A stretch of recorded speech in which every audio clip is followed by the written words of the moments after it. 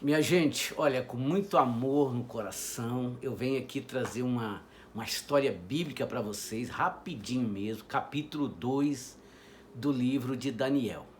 E eu quero trazer aqui para vocês, dentro dessa história maravilhosa, esse acontecimento que tem significado muito profundo, algo que talvez você ainda nunca viu nenhum pregador falar. Sabe por quê? Porque essa história, ela vai abranger, sabe? Sabe aquela irmãzinha que você vê passar na porta da sua casa para ir para a igreja orar? Pois é, tem a ver com aquela irmã. Sabe, todas aquelas pessoas que verdadeiramente servem o Senhor, pessoas que vieram lá do mundo da perdição, seja ele antes um drogado, qualquer que seja a vida que ele levou antes, mas ele levou a sério aquele dia que ele aceitou o Senhor na sua vida e ele passou pelo batismo nas águas, ele recebeu o batismo no Espírito Santo, que a gente conhece como o selo, a comprovação que o Senhor Jesus recebeu aquela pessoa como parte do seu povo. Então tem a ver com a história do capítulo 2 de Daniel. Como assim, pastor? Muito bem, no capítulo 2 de Daniel, vou fazer um resumo rápido aqui. Uma grande estátua foi mostrada para o rei Nabucodonosor, só que ele não entendeu nada. Então ele chamou Daniel, Daniel interpretando o sonho, disse: olha, tá vendo aquela cabeça de ouro, aquela grande estátua? Aquela cabeça de ouro é você. Depois de você virá outros povos que serão mais fortes do que vocês, e assim por diante, porque a cabeça era de ouro, o peito era de prata, o quadril era de bronze, e as pernas eram de ferro, e os pés de ferro e barro. Acontece que algo muito estranho aconteceu quando eles estavam olhando para aquela estátua, aquela enorme estátua. É que foi cortada uma pedra lá do alto, uma pedra que foi cortada sem mão e veio em direção daquela grande estátua e bateu, colidiu com ela nos pés dela. E aquela pedra, ela foi cada momento se esmiuçando aquela estátua, que é conhecida como a grande estátua de ouro, está no capítulo 2 de Daniel, que foi o sonho do rei Nabucodonosor. Aquela pedra foi esmiuçando até chegar na cabeça, esmiuçou tudo, e depois disso, aquela pedra se avolumou e se tornou uma grande montanha e encheu toda a terra.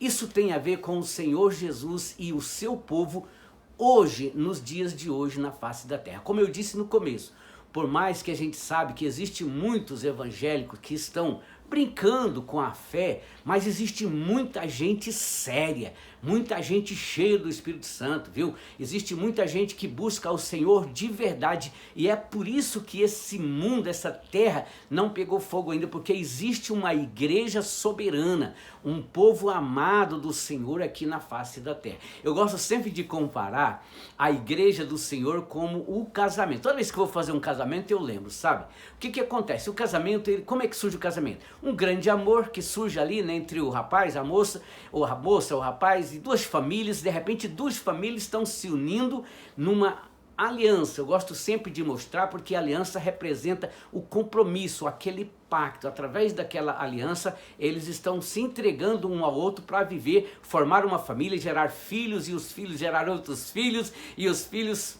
Essa pessoa que está falando com você aqui hoje pode ter certeza, eu já sou avô, tenho 60 anos, já sou avô, olha que maravilha, né? 2 netos maravilhosos. Minha gente, o que acontece? O que tem a ver isso com o sonho de Daniel capítulo 2? Vamos chegar lá. Quero contar rapidamente para você que o povo de Deus, todo mundo já ouviu falar da escravidão no Egito, não foi? Eles ficaram escravos no Egito por aproximadamente 400 mais... uns 400 anos ali, até que Deus levantou Moisés, lembra das 10 pragas? E foi lá com a mão forte, que aquilo ali tem um significado muito poderoso. Que toda vez que nós vemos aquela história de Deus libertando aquele povo daquela escravidão, a gente lembra da escravidão que a gente vivia no pecado antes de conhecer o Senhor Jesus. A gente lembra daquela época que a gente era escravo dos vícios, era escravo de tudo que não presta aqui nessa terra, mas aí o Senhor nos libertou, e então nós tornamos um povo de Deus, um povo do Senhor. E quando a gente leva a sério essa fé, é lindo, é maravilhoso. E a história de Daniel 2 tem a ver com esse povo, minha gente. Ué, pastor, mas não fala dos impérios mundiais? Sim, mas toda a palavra de Deus, ela tem um significado e também tem um outro significado mais profundo e espiritual e eterno. Tem até um lugar na Bíblia que fala que as coisas aqui da terra, elas são como sombra das coisas celestiais. Então é disso que eu quero falar. Quero dizer para você o seguinte, que mesmo quando o Daniel estava dando a interpretação daquele grande sonho, daquela grande estátua para o rei Nabucodonosor, mostrando, falando, olha, aquela cabeça é você, é todo o seu império, mas depois de você virar outro império mais forte, depois virar outro mais forte, depois virar outro mais forte. Acontece que quando Jesus nasceu, o Senhor Jesus nasceu aqui na terra, já estava na época do Império Romano, que é exemplificado ali com as pernas de ferro e de barro. De fato, os romanos, eles governaram como ferro mesmo.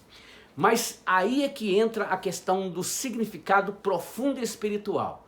Porque quando ele estava olhando aquela estátua, surgiu uma pedra cortada lá do alto, sem mão. De repente aquela pedra apareceu e ela bateu nos pés e ela foi esmiuçando aquela estátua até chegar na cabeça. E aí pronto, agora como é que nós vamos entender tudo isso? Será que depois de todos esses impérios ainda tem um império mais forte? Sim, é verdade. Nós estamos falando do reino de Cristo, do reino do Senhor, do reino de Deus, ou da sua igreja na face da terra, que eu gosto de chamar, porque quando nós falamos do povo de Deus, do reino de Deus, aí também está falando da igreja soberana. Lembra que eu falei da irmãzinha com a Bíblia indo para a igreja? Eu estou lembrando aqui que um dia eu estava viajando, passei em perto de Buriti do Goiás aqui. Meu Deus, eu até assustei, achei lindo, com chuva, estava chovendo, era uma manhã, acho que uns 8 da manhã, aquele tanto de irmãs assim, sabe, indo para a casa de Deus orar, aquela cidadezinha pequenininha, sabe, mesmo debaixo de chuva ali, com alguma coisa tampando. Eu falei, gente, isso aqui é claro que o Senhor Deus, ele está olhando para essas coisas. Então, não se engane, minha gente, enquanto tem tanta gente aí roubando, matando, destruindo as pessoas, se envolvendo tudo quanto é tipo de festas da carne, carnaval, mas existe uma multidão, são milhões e milhões incontáveis de pessoas hoje, nesse momento aqui, ó, que servem o Senhor de verdade. Esse povo tem um nome, é a Igreja do Senhor. Como eu estava dizendo, Deus quis que a aliança do casamento, porque o casamento, ele vem através daquele amor, né? E daquele amor surge então aquela união das duas famílias, aí vem o casamento, a aliança, e depois vem os filhos e assim por diante. Então, da mesma forma, é a união de Cristo e a sua igreja. O Senhor Jesus esteve aqui, ele pagou o preço da sua noiva, ele já pagou o dote da sua noiva, ele voltou, prometeu voltar para buscar a sua noiva, e ele virá, creio que ele virá muito breve, e é o que nós conhecemos como o arrebatamento da igreja. No arrebatamento da igreja se reunirá todos aqueles que já morreram em Cristo desde os primeiros dias da civilização. Olha como é que é lindo isso, gente. Gente, isso aqui é a coisa mais linda, e a palavra de Deus, ela é verdadeira. Eu estou pregando na igreja agora, o tema é resgatando a autoridade da Sagrada Escritura. O que nós estamos vendo hoje, nesses dias, é guerras, é terremotos, é tantos problemas, é cumprimento da palavra de Deus. Mas dentro desse cumprimento da palavra de Deus está inserido também o arrebatamento da igreja.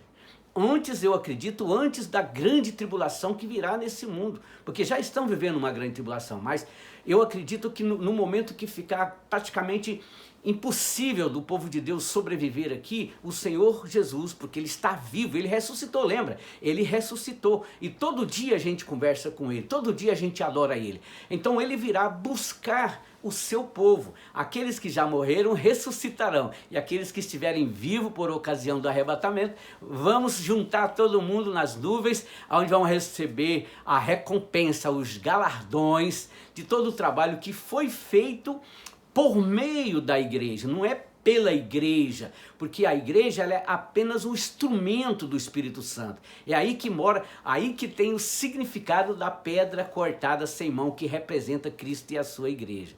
Porque a verdadeira igreja do Senhor, ela não age por conta própria, ela não age por si própria, ela age por determinação e por orientação do próprio Senhor da igreja através do Espírito Santo. Isso é uma coisa muito profunda, por isso que aquela pedra que veio e bateu ali nos pés daquela estátua e foi esmiuçando, isso representa que o Senhor Jesus e o seu povo reinará na face da terra, aqui mesmo, reinará aqui na face da terra e depois viverá eternamente com ele. Pode acreditar em tudo isso que eu estou falando, que é a mais pura verdade, viu?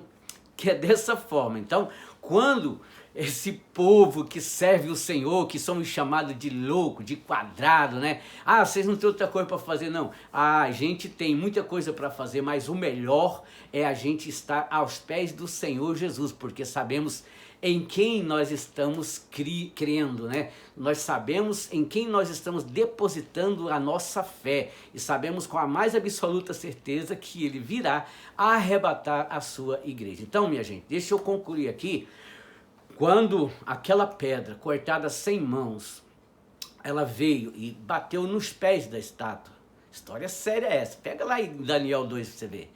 E ela foi esmiuçando até chegar na cabeça, esmiuçou tudo, aquela estátua de ouro. E aí, o que acontece? Aquela pedra foi avolumando até se tornar uma grande montanha e encheu toda a terra. Isso foi a conclusão do sonho que Deus deu para o seu servo. E isso representa dizer, minha gente, que o reino de Cristo, o reino do Senhor Jesus, ele é eterno. Ele encherá todo o universo. Tem um lugar na palavra que diz que todo joelho se dobrará a ele.